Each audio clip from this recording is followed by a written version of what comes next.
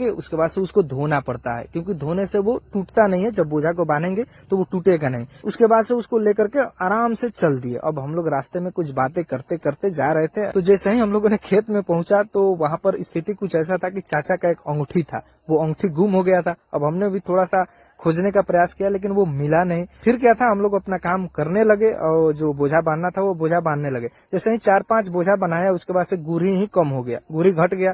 तो गुरी घटने के बाद से हम फिर से जाकर के वहाँ बगल में तालाब था और अपने पास कुछ पेठारी भी था, तो उसको हमने धो करके लाया, उसको भिगो करके लाया और फिर से हम लोगों ने 2-3 गुरही और बनाया और जो बचा था बोझा उसको बांधा।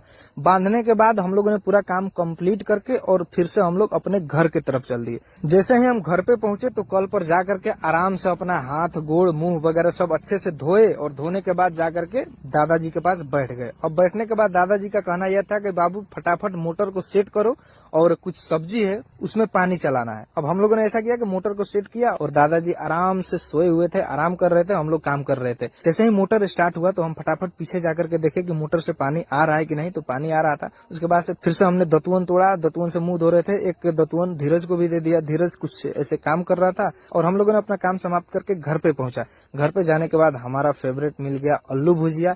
अब आलू भुजिया को लेकर के आराम से हम इंजॉय करके खाए और मस्ती से खाए। वहां पर धनंजय भी था।